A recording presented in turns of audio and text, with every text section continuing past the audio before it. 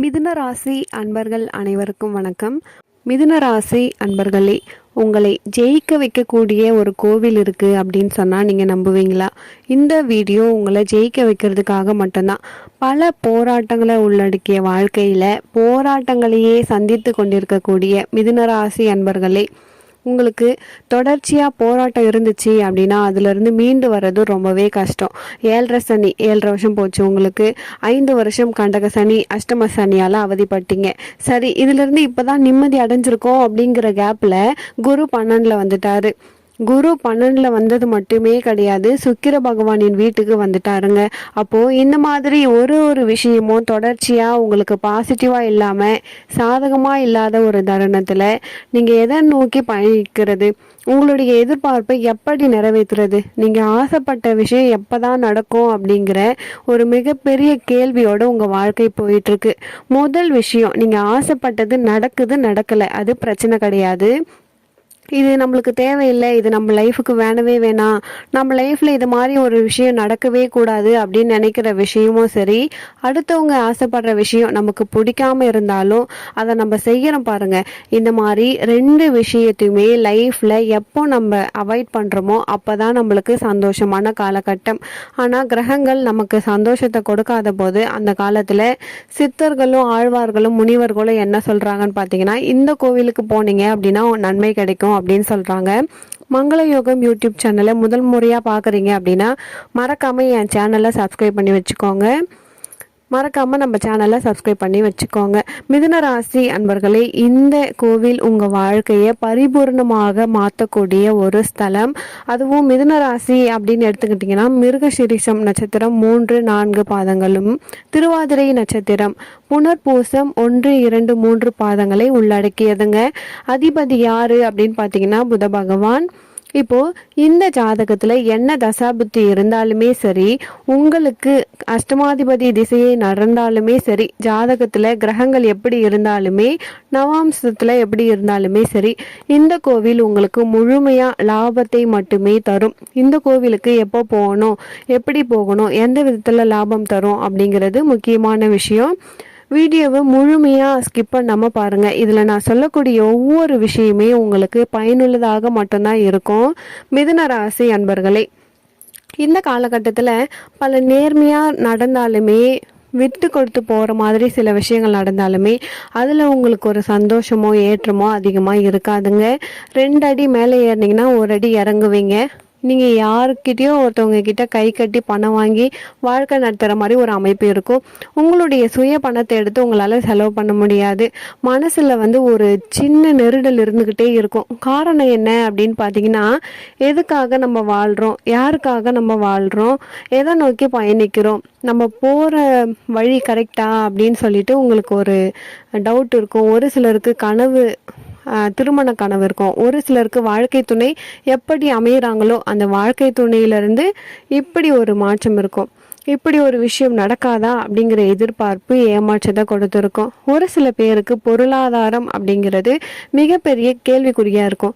காரணம், பணம் சம்மந்தப்பட்ட விஷயங்கள் கொஞ்சம் நிம்மதி இழக்க வச்சுருக்கோம். கொடுக்கல் வாங்கலையும் சரி, எல்லா விஷயத்திலுமே சரி, இந்த அளவுக்கு நம்ம கஷ்டப்பட்டுருக்கோம் அப்படின்றது காரணம் நிறைய விஷயங்கள் இருந்தாலுமே இந்த பணம் உங்களை ரொம்பவே கஷ்டப்படுத்தியிருக்குங்க. ஒருத்தவங்க கிட்ட பணத்தை கொடுத்துட்டு அது எப்படா வாங்குவோம் அப்படிங்கிறதே ஒரு பெரிய போராட்டமாக இருந்திருக்கும். இன்னும் சில பேர் என்ன செய்வாங்க அப்படின்னு பார்த்தீங்கன்னா, பணம் அப்படிங்கிறத தாண்டி மரியாதை, சுய கௌரவம் அப்படின்ற விஷயத்தெல்லாம் பல ஏற்ற இறக்கங்களை சந்திச்சிருப்பீங்க. நீங்கள் யார்கிட்ட கையேந்தக்கூடாதோ அவங்க கிட்ட போய் கையேந்திருப்பீங்க. யார்கிட்ட உதவி கேட்கக்கூடாதுன்னு நினைக்கிறோமோ அவங்களுடைய உதவி தேவைப்படுறது. வெறுக்க முடியாமலையும் நம்ம வாழ்கிறோம், பிடிக்காம வாழ்கிறோம், அதுதான் வாழ்க்கை.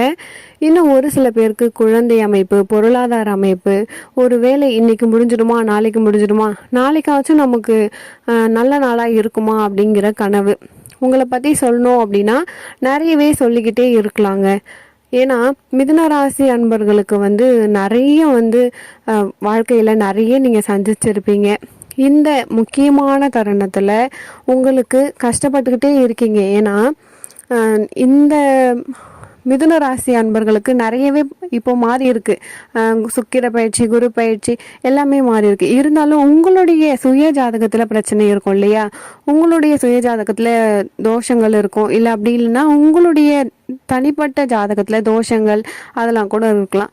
உங்களுடைய கர்மால முன்ஜென்ம கர்மா மட்டும் கிடையாதுங்க. இன்னைக்கு காலையில நீங்க ஒரு தப்பு பண்ணியிருந்தீங்க, இல்லை நேத்து நைட்டு ஒரு தெரியாம ஒரு தப்பு பண்ணிட்டீங்க, நீங்க வந்து நான் வந்து அவங்க ஏமாத்திட்டு போயிட்டாங்க அப்படின்னாலுமே அதுக்கு யார் மனம் ஒப்படைச்சது? நீங்க வந்து பணம் கொடுத்து ஏமாந்துட்டீங்க அப்படின்னா உங்களை யார் பணம் கொடுக்க சொன்னது? பணம் வாங்கி கடன் ஆயிட்டீங்க அப்படின்னா நீங்க எதுக்காக அந்த பிஸ்னஸ் பண்ணீங்க? எந்த ஒரு தவறிலுமே 50% நம்மளும் ஒரு காரணமாக தான் இருக்கும். நமக்கு எது சரிப்பட்டு வருமோ அதை மட்டுமே செய்யாம நம்ம எடுக்கிற சரியான தவறான முடிவுக்குமே நம்ம ஜாதகம் பொறுப்பாகாது. இப்போ இது இவ்வளவு பிரச்சனைக்குமே இந்த கோவில் ஒரு உங்களுக்கு சிறப்பானது இருக்கும் அப்படின்றதுக்காக தான் இந்த பதிவு. உலகத்தில் உள்ள எல்லா முருக பக்தர்களுக்குமே தெரிஞ்ச கோவில் தான் பழனி முருகன் கோவில். அறுபடை கோவிலில் முதன்மையான ஸ்தலம். என்னடா இது முதன்மையான ஸ்தலம்னு சொல்கிறோம் அப்படின்னா, இது வந்து மிதுனராசி அன்பர்களுக்கு முதன்மையான ஸ்தலம். நிறைய பேர் வந்து பழனி கோயிலுக்கு போயிட்டு வந்துட்டு இருப்பீங்க, ஆனால் எனக்கு வந்து பெருசாக எதுவுமே நடக்கலை, பெருசாக எந்த மாற்றமும் நடக்கலை அப்படின்ற மாதிரி உங்கள் மைண்டில் தோணி இருக்கும். நீங்கள் இதை வந்து நல்லா கவனிச்சுக்கோங்க.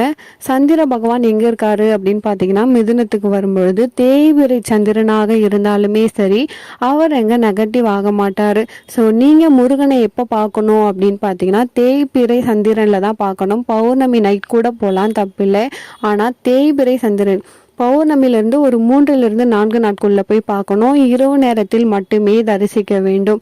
நீங்கள் வந்து ராஜ அலங்காரம், ஆண்டி அலங்காரம் அப்படிங்கிற வழிமுறைக்கு போகலை. உங்களுடைய ஜாதகப்படி பௌர்ணமியிலிருந்து அடுத்து வரக்கூடிய 4 நாட்கள் ஒரு நாள் இரவு நேரத்தில் முருகனை தரிசிக்கலாம். உங்களுடைய உடல் ஒத்துழைக்கும் பட்சத்தில் கீழே இருந்து மேலே நடந்தே போங்க. கீழே இருந்து மேலே போகும்பொழுது உங்கள் ஜாதகத்தில் என்ன விதமான கர்மா இருந்தாலும் அந்த கர்மா வந்து விலகிடும். நீங்கள் வந்து வியாபாரம் பண்ணுறீங்க, பிஸ்னஸ் பண்ணுறீங்க, செய்தொழில் பண்ணுறீங்க அப்படின்னா அங்கே தங்க தேர் ஒன்று போகும். அதில் ₹1 காசு எடுத்து வச்சுக்கிட்டு அந்த காசை கல்லாப்பெட்டியில் போட்டு வைங்க. பணம் வந்து தங்கும்.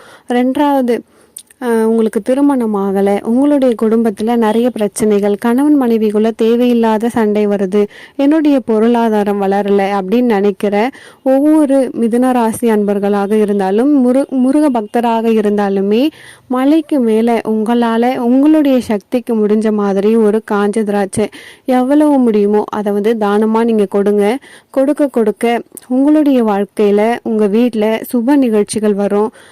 காஞ்ச திராட்சை வாங்க முடியல அப்படின்னா கல்கண்டு கொடுங்க, முந்திரி, இது 3மே நீங்கள் சேர்த்து கொடுத்தீங்க அப்படின்னா கடன் நிவர்த்தி கட்டாயமாக ஏற்படும். இது அனுபவபூர்வமாக செஞ்சுருக்காங்க. கண்டிப்பாக நீங்கள் வந்து இதை செஞ்சு பாருங்கள். இதெல்லாம் நீங்கள் வந்து நல்லா தெரிஞ்சுக்கோங்க. இரவு 6-7 மணிக்கு மேலே தான் செய்யணும். முருகனை நம்புங்க, முருகனுடைய கோவிலில் வேண்டுங்க. இந்த வேண்டுதல் உங்களுக்கு நிறைவேறினது பிறகு திருப்பினும் இந்த கோவிலுக்கு நான் வரேன் அப்படின்னு சொல்லிட்டு வாக்குறுதியை கொடுத்துட்டு அதுக்கப்புறமா கோவிலை விட்டு கீழே இறங்குங்க. அந்த வாக்குறுதி கொடுக்காம நீங்கள் வராதீங்க. அந்த வாக்குறுதி உங்களை காப்பாற்றும். உங்கள் பிரச்சனையை அந்த வாக்குறுதி சரி பண்ணும்.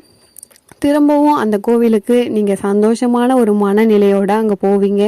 திரும்பவும் சொல்கிறேன், மிதுனராசி அன்பர்களே, நீங்கள் எந்த கோவிலுக்கும் போகாதீங்கன்னு நான் சொல்லலை. இந்த கோவிலுக்கும் சென்று பாருங்கள், உங்கள் பிரச்சனை கண்டிப்பாக குறையும்.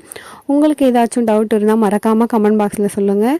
இந்த வீடியோ பிடிச்சிருந்தால் மறக்காமல் என் சேனலை சப்ஸ்கிரைப் பண்ணிக்கோங்க. மேலும் ஒரு நல்ல பதிவுடன் மீண்டும் உங்களை சந்திக்கிறேன். நன்றி.